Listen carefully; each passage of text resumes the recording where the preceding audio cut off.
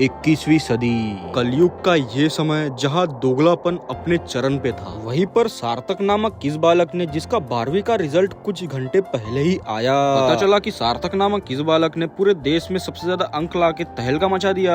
When I arrived here to ask his friend the secret of his knowledge, जब मैं यहाँ पहुँचा उसके दोस्तों से उसका ज्ञान का राज पूछने, तो मैं जान के चौंक गया। जगत प्रसिद्ध प्रोफेसर हार्मोनीज नीरव, जिन्होंने देश में सबसे ज्यादा बार 12वीं की परीक्षा दी, लेकिन अपनी उत्कृष्ट बुद्धि के कारण कभी पास न हो पाए।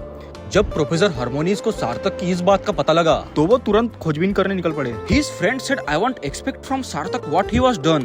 प्रोफेसर, हम सदमे में हैं। पास हो गया यहाँ तक तो हम बर्दाश्त कर लेते, पर उसने पूरे देश में टॉप कर लिया, ये हम नहीं मान सकते। जांच के दौरान मालूम हुआ कि सार्थक ने अपने दोस्तों के सामने एक ऐसा मुखड़ा पहना था जिसे भेद पाना नामुमकिन था। सार्थक, जिसे हमने कभी किताब को छूते नहीं देखा, वो तो हमेशा यही कहता था कि पढ़ाई लिखाई में क्या रखा है, चलो खेलने चलते हैं। पर असली खेल तो उसने हमारे साथ प्री बोर्ड और बोर्ड एग्जाम के दिन खेला। उस दिन तो पागलों की तरह पन्नों पे पन्ने भरे जा रहा था। मैंने पूछा, इतना क्या लिख रहा है? बोला, एग्जाम फीस भरी है तो वसूल तो करके रहूंगा, कहानियां लिख रहा हूँ। पर प्रोफेसर, हमें क्या पता था कि हमें कहानियों के जाल में फंसा के वो खुद इतिहास लिख रहा था। आज हम एक एक नंबर से फेल होकर बैठे हैं और वो वहाँ टीवी पे चमक रहा है। अब हमें समझ नहीं आ रहा हम किस पे भरोसा करें। हमारा अपना दोस्त ही सबसे बड़ा दोगला निकला। I am listening this full very silently. इनकी बात ध्यान से सुनने के बाद मैं समझ गया कि सार्थक नाम के इस बालक ने इनको बहुत बड़ा चूतिया बनाया। प्रोफेसर हार्मोनी सार्थक से मिलते ही समझ गए कि वह निर्दोष है। जिस तरह अपरिचित मूवी में अंबी के अलग अलग चेहरे थे, सार्थक भी वैसे ही दोहरी जिंदगी है। दोस्तों के बीच वह चमन और बेवकूफ होने का ढोंग करता है, और घर आते ही वह एक पढ़ाकू लड़का बन जाता है। अंत में मैं यही कहना चाहूंगा कि ऐसे लोगों से बच के रहे। और इसी के साथ प्रोफेसर हार्मोनीज ने इस गुत्थी को भी सुलझा दिया।